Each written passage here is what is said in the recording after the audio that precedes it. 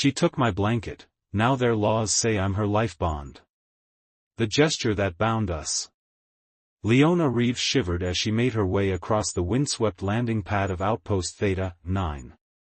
The colony's 3 suns had set hours ago, plunging the already frigid world of Tundras into temperatures that made her environmental suit's heaters work overtime. She'd spent 16 hours recalibrating the outpost's atmospheric processors, and all she wanted now was a hot meal and her bunk.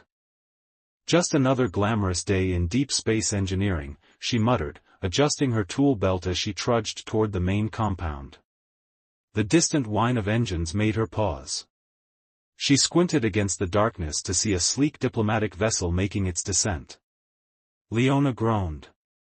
An unexpected ship meant unexpected work, and she'd already exceeded her shift by 4 hours.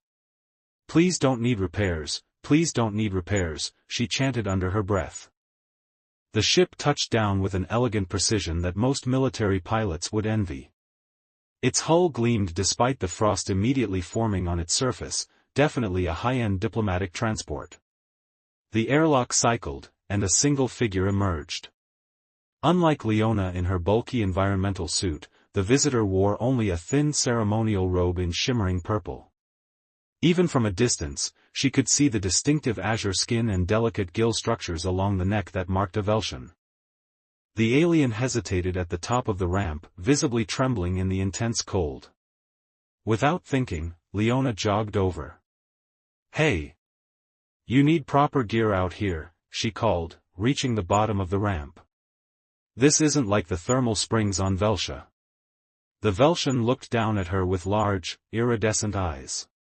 The transition was more severe than anticipated, he managed through chattering teeth. Leona had worked with enough non-human species to recognize the signs of dangerous cold exposure. The Veltian's gill flaps were turning a pale blue, and his normally fluid movements were becoming stiff. "Thermal shock can kill you in minutes out here," she said, already unfastening the clasps of her outer thermal coat, the specially designed one she'd spent 3 months' salary on. "Take this." "I see, couldn't possibly."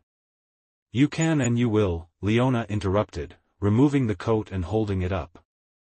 The biting cold immediately cut through her undersuit, but she'd survive the short walk to the compound. "Arms out." The Veltian hesitated only a moment before complying, allowing Leona to wrap the oversized coat around his slender frame. The thermal material immediately began to glow softly as it redistributed heat. "There," she said, satisfied. "That should keep you alive until we reach the compound. I'm Leona Reeves, Environmental Systems Engineer." The Veltian stared at her with an intensity that made Leona uncomfortable. His gill flaps fluttered rapidly, and the bioluminescent markings along his temples pulsed in a pattern she didn't recognize. "You freely give your protection garment to me?" he asked, his voice carrying an odd formality. "Well, yeah. You were about to become a Veltian popsicle."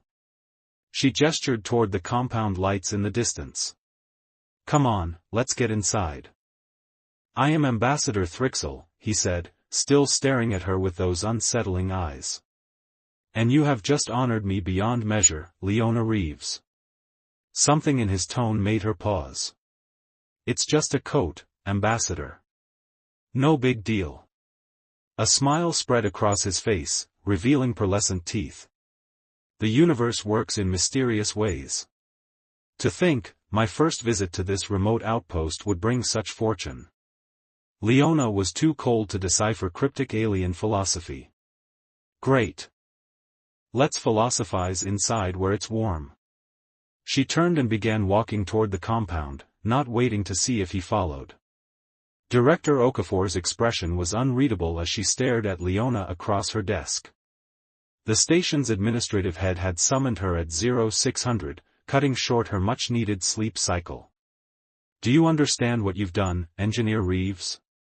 Okafor asked, her voice maintaining the calm precision that had earned her the nickname, the Glacier, among the staff. "I gave a visiting diplomat my coat so he wouldn't die of exposure," Leona replied, stifling a yawn. "Pretty standard humanitarian gesture." Okafor pinched the bridge of her nose. A standard humanitarian gesture that's created an interstellar incident. That woke Leona up fully. What? The director tapped her datapad, bringing up an official communication. According to Veltian custom, offering a personal protection garment to another is the initiating act of the Kelvor ritual, their most sacred bonding ceremony. Their what now? Their marriage ritual, Okafor clarified. Congratulations, Engineer Reeves. You are now legally life-bonded to Ambassador Thrixel according to Veltian law. Leona's laugh died in her throat when she realized Okafor wasn't joking. That's ridiculous. I was just keeping him from freezing to death. Intent is irrelevant in Veltian cultural law, Okafor said. The act itself is what matters. Their ambassador has already filed the official documentation with both their government and the Interstellar Diplomatic Corps. Leona collapsed back in her chair. This is insane. I'm not married to someone I just met. Especially not someone from a different species. I've already consulted with legal, Okafor continued. Unfortunately, as an outpost operating under the Interstellar Cooperation Treaty, we're bound to respect the cultural practices of all signatory species, including Veltians. So I'm just supposed to accept this? Leona's voice rose. What about my cultural practices? On Earth, marriage requires consent. The treaty has provisions for such conflicts, Okafor said. You have options. Something in her tone made Leona suspicious. What kind of options? Option 1, you can formally reject the bond. However, this would constitute a grave insult to Ambassador Thrixel personally and the Veltian people generally. Given their recent admission to the Galactic Alliance and our current negotiations for access to their thermal energy technology. She trailed off meaningfully. So I'd be causing a diplomatic crisis, Leona filled in. What's option 2? You comply with Veltian custom and acknowledge the bond, Okafor said. This would allow negotiations to proceed smoothly. You want me to actually marry an alien because I gave him my coat? Option 3, Okafor continued as if Leona hadn't spoken, is a compromise. The Veltians have a concept called Tlar Keth, a probationary bonding period. You would spend 3 months living in the Veltian embassy on Proxima Station, learning their customs and allowing Ambassador Thrixel to court you properly. Court me? Leona felt like she'd stepped into some bizarre dream. At the end of 3 months, you would make your final decision. If you reject the bond then, it would be considered an honorable dissolution rather than an insult. Leona stared at the director. Let me get this straight. Either I cause an interstellar incident, agree to marry someone I just met, or put my life and career on hold for 3 months to live with aliens? Those are your options, Okafor confirmed. Before Leona could respond, the door chimed and slid open to reveal Ambassador Thrixel. Without her coat swallowing his frame, she could see he was tall and slender, with an ethereal grace to his movements. The purple ceremonial robe from yesterday had been replaced by a simpler garment in deep blue that complemented his azure skin. Pardons for the interruption, he said, his voice melodic. I sensed distress and thought my presence might be beneficial. You sensed.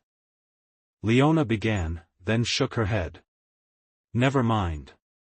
Ambassador, there's been a misunderstanding. When I gave you my coat, you honored me with the first gesture of the Kelvor, he finished, his gill flaps fluttering in what she was beginning to recognize as excitement.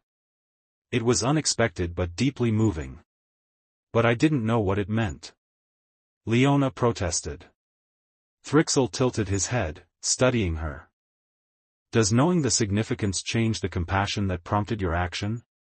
You saw a stranger suffering and freely gave protection at cost to yourself. Is this not the essence of the bond we Veltians revere? That's not the point, Leona stammered. If I may, Director Okafor interjected, we were just discussing the Tlar Keth as a possible resolution. Thrixel's eyes brightened literally, the iridescent color shifting from blue to a warmer purple. The courting period? This would be acceptable to me. He turned to Leona. It would give us time to learn of each other without the pressure of finality. I'd have to leave my post, Leona said weakly, looking to Okafor.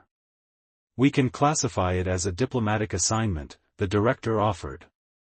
Your position will be waiting when you return. Leona looked between them, feeling trapped. Do I really have a choice here? There are always choices, Thrixel said softly. But some paths honor both parties while others bring only discord.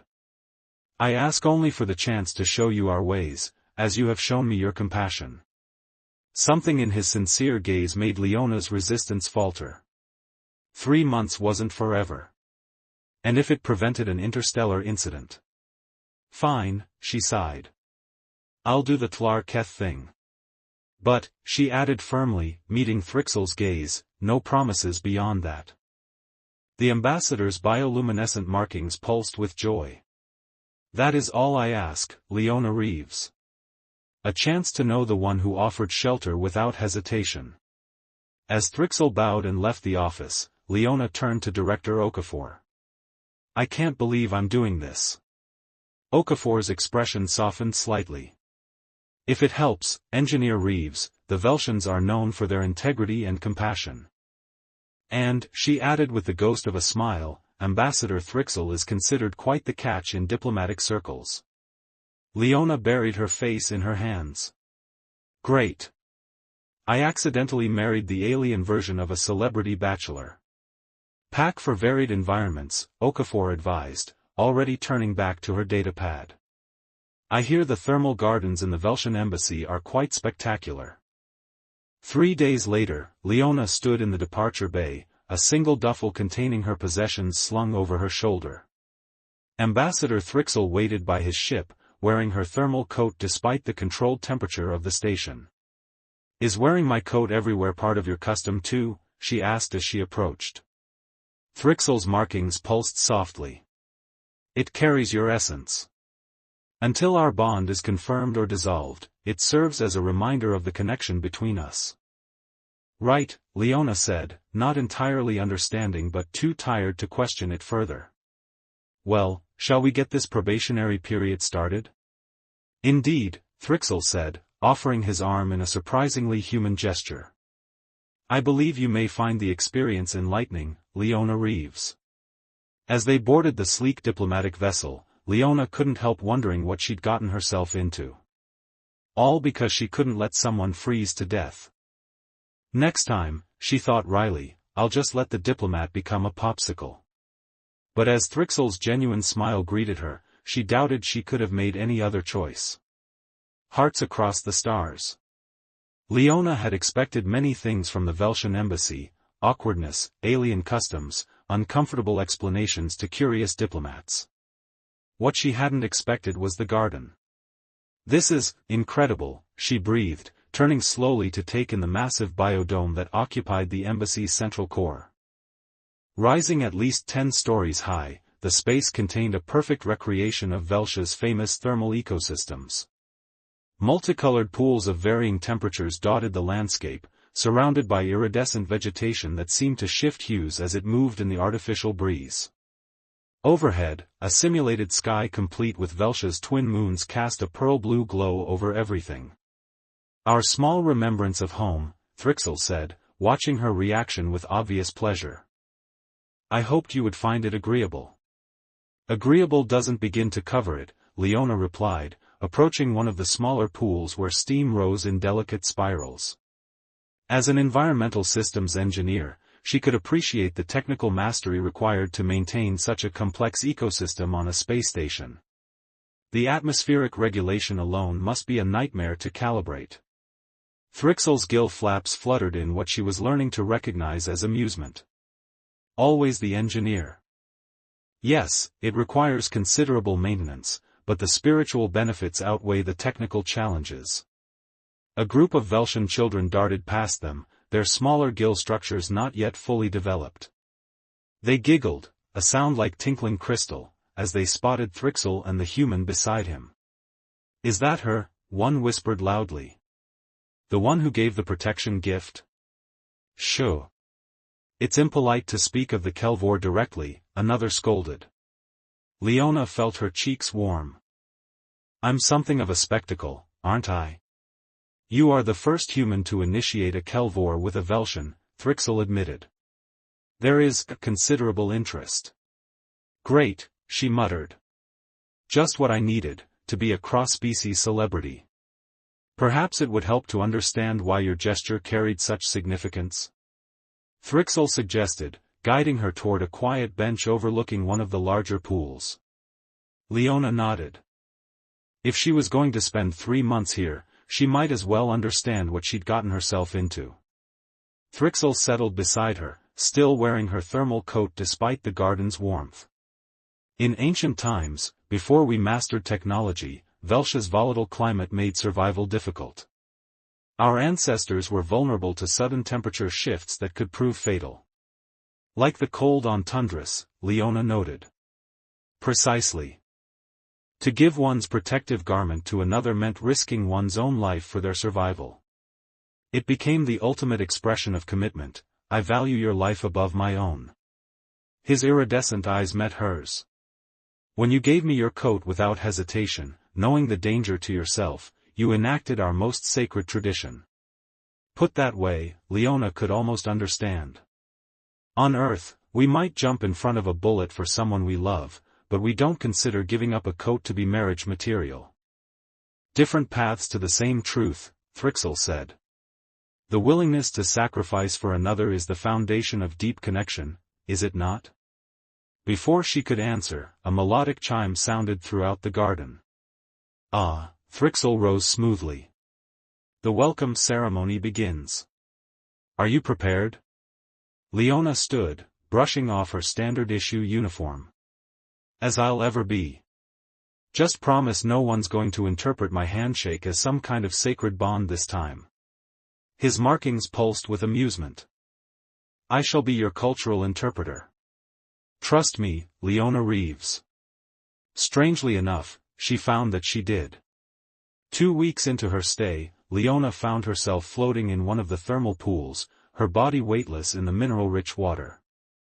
Nearby, Thrixel's assistant Neelix was explaining the medicinal properties of various Velshan herbs. This one, he said, holding up a phosphorescent blue leaf, helps regulate our gill functions. And this, he offered a purple root, strengthens the empathic centers. Wait, Leona sat up, disturbing the water's surface.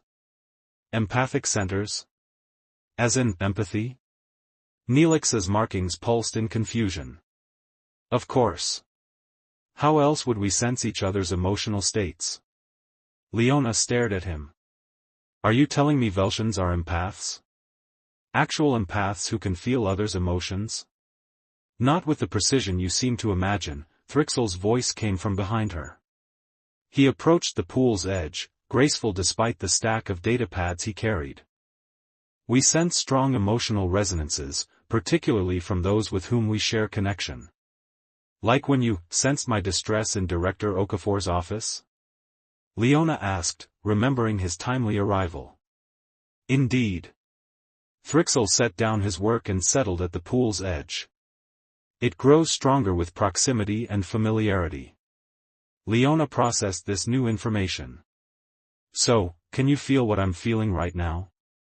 Thrixel's markings pulsed gently. Curiosity. Surprise. A touch of indignation that this was not explained sooner. His eyes met hers. And beneath it all, a growing comfort in my presence that was not there when we first met. Neelix, sensing a private moment, discreetly retreated. That's unsettling, Leona admitted, though she couldn't deny the accuracy of his assessment. I cannot read your thoughts, Thrixel assured her. Only emotional resonance. And I can shield myself if it makes you uncomfortable. Leona considered this as she floated. No, she decided finally. If I'm going to understand your culture, should experience it authentically. Even the weird psychic parts. His markings brightened with pleasure.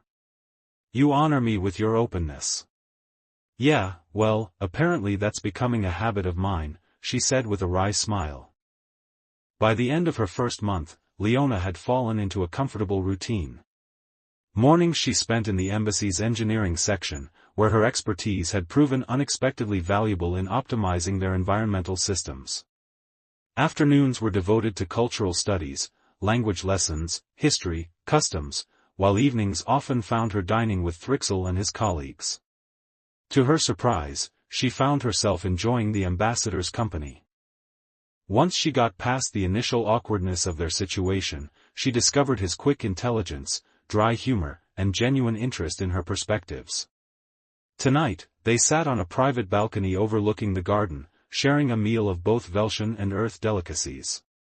"Your handling of the Trescian delegate today was impressive," Thrixell remarked, sampling a piece of chocolate with obvious delight. "I've never seen anyone defuse engineering coordinator Prell's temper so efficiently." Leona shrugged, sipping the shimmering Veltian tea she'd grown fond of. "Engineers speak the same language, regardless of species. Numbers don't lie, and I just showed him the calculations." "You undersell your diplomatic aptitude," Thrixell said. "The Trescians are notoriously stubborn, yet you gained his cooperation within minutes."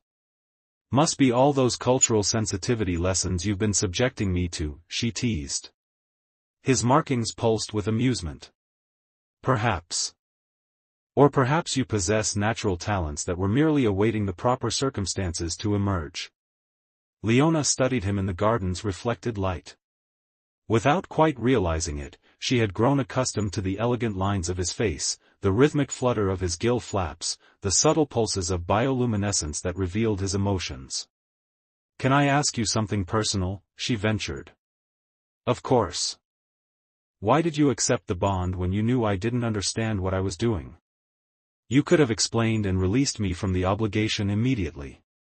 Thrixell was quiet for a moment, his markings shifting to a deeper blue that she now recognized as thoughtfulness.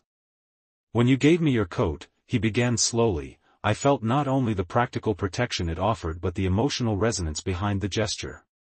Pure compassion, without calculation or agenda." He met her gaze. "Such clarity of spirit is rare in any species. I wished to know the person capable of it." "So you trapped me in a 3-month cultural exchange program?" Leona raised an eyebrow. His markings flashed with brief embarrassment. "I preferred to think of it as creating an opportunity. Was I wrong to do so?" Leona considered the past month, the wonders she'd witnessed, the friends she'd made, the complex beauty of Veltian culture she'd experienced. And at the center of it all, Thrixell himself, who had never pressed her for more than she was willing to give. "No," she admitted finally. "I don't think you were wrong." As her second month at the embassy neared its end, Leona found herself increasingly conflicted. What had started as an obligatory diplomatic assignment had become something else. Something she wasn't quite ready to name. She stood in the engineering bay, making final adjustments to the atmospheric calibration system she'd redesigned. The Veltian engineers had already departed, leaving her alone with her thoughts. "Your innovations will improve efficiency by at least 30%, came a familiar voice behind her. Leona turned to see Thrixell leaning against the doorway, still wearing her thermal coat despite having access to countless finer garments. "Do you ever take that thing off?" she asked, nodding toward the coat. "Only for bathing," he admitted with a smile. "It has become something of a talisman. It's starting to look ridiculous with those formal diplomatic robes," she pointed out, closing the access panel she'd been working on. "Perhaps." He approached, his movements fluid and graceful as always. "Yet it reminds me of the moment my life unexpectedly changed course." Leona set down her tools, suddenly aware of how close he stood. "Your life changed? What about mine? I'm the one living on an alien embassy because of a cultural misunderstanding. Is that still how you see it?" Thrixell asked softly. "A misunderstanding?" The question hung between them, weighted with implications. Leona looked away, focusing on the engineering console. "I don't know what I think anymore," she admitted. "When I first came here, I was just counting down the days until I could leave without causing an incident. But now, he prompted when she didn't continue. Leona sighed. Now I'm not sure I want to leave at all. Thrixel's markings pulsed with joy before he carefully controlled them. The Tlar Keth ends in 3 weeks. You must make your decision then. I know, she said, running a hand through her hair. But it's not that simple. My career, my life, everything is back on Tundris. Is it? Thrixel asked. Your engineering innovations have already garnered attention from the Interstellar Development Council. You could work anywhere in the galaxy with such recommendations. That's not the point, Leona protested, though she knew he was right. Then what is the point, Leona Reeves? Thrixel stepped closer, his iridescent eyes capturing hers. What holds you back from embracing what we both feel growing between us? I don't know if what I feel is real, she confessed. This whole situation is so strange, maybe I'm just caught up in the novelty of it all. Thrixel nodded slowly. A valid concern. Perhaps what you need is perspective. What do you mean? Tomorrow, take my personal shuttle. Return to Tundris for a few days. See your former life with fresh eyes, then decide which path calls to you most strongly. Leona stared at him. You'd let me go, just like that? What if I don't come back? His gill flaps fluttered softly. The essence of the Kelvor is choice freely made. I would rather you choose your true path than remain bound by obligation. The selflessness of the offer touched her deeply. You'd risk losing the bond? I risk nothing, Thrixel said with gentle certainty. For if you choose not to return, then the bond was never truly forming. And if you do return? His markings pulsed with a warmth she could almost feel. I'll go, Leona decided. I need to be sure. Tundris was exactly as she'd left it, cold, austere, efficient. Director Okafor greeted her with the same measured calm, her colleagues with the same professional courtesy. Yet everything felt different. The utilitarian corridors seemed sterile rather than practical. The focused silence of the engineering bay felt oppressive rather than concentrating. Even her old quarters, with their military precision, felt empty and impersonal. On her 3rd day back, Leona stood on the observation deck, watching the 3 suns of Tundra set in their staggered pattern. The frigid beauty of the ice plain stretched before her, so different from the vibrant thermal gardens of the Veltian embassy. Have you made your decision, Engineer Reeves? Director Okafor asked, joining her at the viewport. How did you know I was deciding anything? Leona asked. Okafor's lips curved in a rare smile. You've spent 3 days wandering this outpost like a ghost, touching things as if to remind yourself they're real. Classic signs of someone weighing 2 lives against each other. Leona sighed. Is it that obvious? Only to someone who's seen it before. Okafor turned to face her fully. 20 years ago, I had a similar choice to make between a promising career path and an unexpected connection. I chose the career. Do you regret it? Leona asked. Some days. Okafor's gaze returned to the frozen landscape.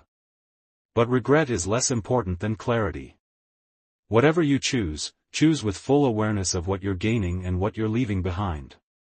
As the final sun dipped below the horizon, Leona felt the clarity she'd been seeking settle over her like a well-worn coat.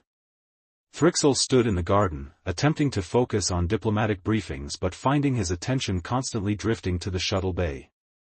3 days had passed since Leona's departure, 3 days of increasing uncertainty. His assistant Neelix approached, gill flaps fluttering with excitement. Ambassador, the shuttle has returned. Thrixel straightened, forcing his markings to remain neutral despite the surge of emotion. Has Engineer Reeves requested an audience? No, sir, Neelix said. She asked that you meet her in the Atmospheric Control Center. The engineering section. Not the diplomatic halls or private quarters.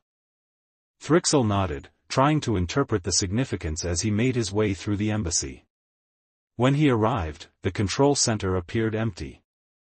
Then he noticed the thermal coat, his thermal coat, hanging over the central console. Beneath it lay a small metal device he didn't recognize. "It's an atmospheric modulator," Leona's voice came from behind him. "Specifically calibrated for Veltian biology." Thrixl turned to find her watching him, dressed in new garments that blended Veltian designs with human practicality. "I don't understand," he said, picking up the device. "It's designed to create a protective microclimate," she explained, stepping closer. "So that when we visit Earth or other planets with incompatible atmospheres, you won't need external protection." She took a breath. "So you won't need my coat anymore." His markings dimmed with confusion and the first pangs of disappointment. "You wish to reclaim your garment?" "No," Leona said softly. "I want to give you something better. Protection that doesn't require my absence." Her hand touched his tentatively. "Because I've decided I'd rather be present in your life." Thrixl's markings began to pulse with growing intensity as understanding dawned. "You are accepting the bond?" "I'm accepting that when I gave you my coat, I acted on instinct, the instinct to protect someone I felt drawn to," Leona said. "What's grown between us since isn't because of some ritual or obligation. It's because we were meant to find each other, across all the stars and worlds." Thrixl's free hand gently traced the line of her cheek. "In the end, perhaps there was no misunderstanding at all. Just a universe with a sense of humor," Leona agreed, leaning into his touch. As his markings pulsed with joy that she could now feel echoing in her own heart, Leona realized that sometimes the most unexpected journeys led exactly where you were meant to be. Re-Triclaude can make mistakes. Please double-check responses.